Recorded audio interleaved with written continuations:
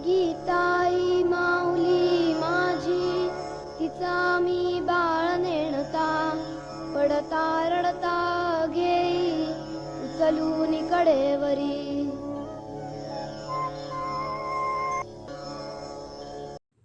आप सभी को जय जगत। मेरा नाम पुष्पा चौधरी, वर्धा महाराष्ट्र से। आज दिनांक 4 जुलाई, गीता प्रवचन अध्याय 11। छोटी मूर्ति से भी पूर्ण दर्शन संभव। उस दिव्य रूप का सुंदर वर्णन, भव्य वर्णन इस अध्याय में है। इतना सब होते हुए भी कहना चाहिए कि विश्व रूप के लिए मुझे कोई खास लोभ नहीं। मैं छोटे से रूप पर ही संतुष्ट हूँ। जो छोटा सा सुंदर मनोहर रूप मुझे दिखता है, उसकी माधुरी का अनुभव करना मैं सीख गया हूँ।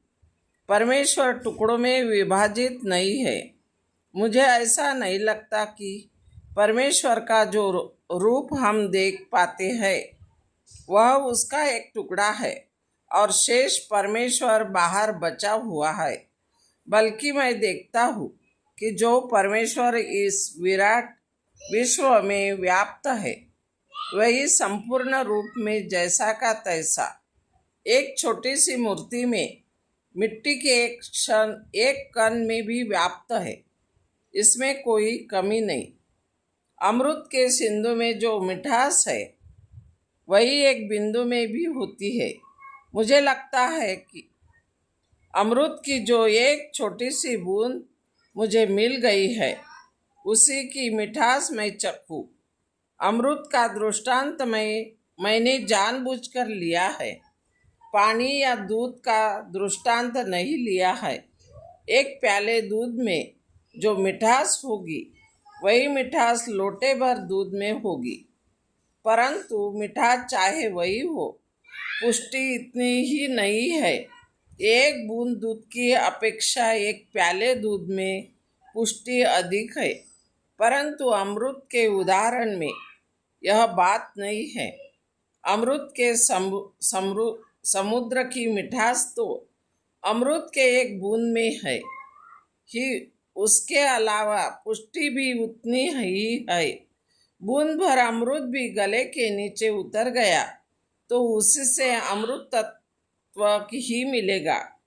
उसी तरह जो दिव्यता, पवित्रता परमेश्वर के विराट स्वरूप में है, वही एक छोटी सी मूर्ति में भी है।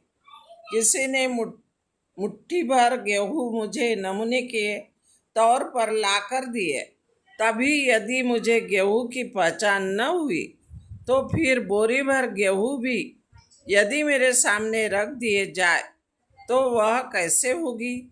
ईश्वर का जो छोटा नमूना मेरी आँखों के सामने है, इससे यदि ईश्वर को मैंने नहीं पहचाना, तो फिर विराट परमेश्वर को देखकर भी मैं कैसे पहचानूंगा। छोटे बड़े में क्या है। छोटे रूप को पहचान लिया तो बड़े की पहचान हो ही गई। अतः मुझे यह आकांक्षा नहीं होती कि ईश्वर अपना बड़ा रूप मुझे दिखाए। अर्जुन की तरह विश्व रूप दर्शन की मांग करने पर की योग्यता भी मुझमें नहीं है। फिर जो कुछ मुझे दिखता है, वह विश्व रूप का कोई टुकड़ा है, ऐसी बात नहीं। किसी टूटी तस्वीर का कोई टुकड़ा ले आए तो उससे सारे चित्र का ख्याल हमें नहीं हो सकता।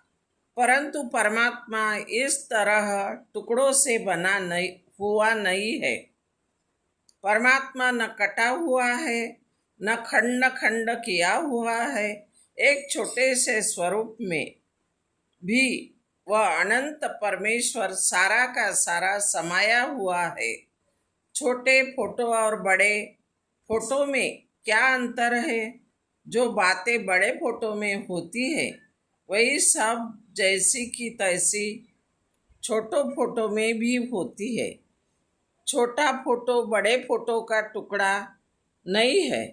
छोटे टाइप के अक्षर हो तो भी वही अर्थ होगा और बड़े टाइप के अक्षर हो तो भी वही होगा। बड़े टाइप में बड़ा अर्थ और छोटे में छोटा अर्थ होता है तो सो बात नहीं। मूर्ति पूजा का आधार यही विचार पद्धति है। धन्यवाद।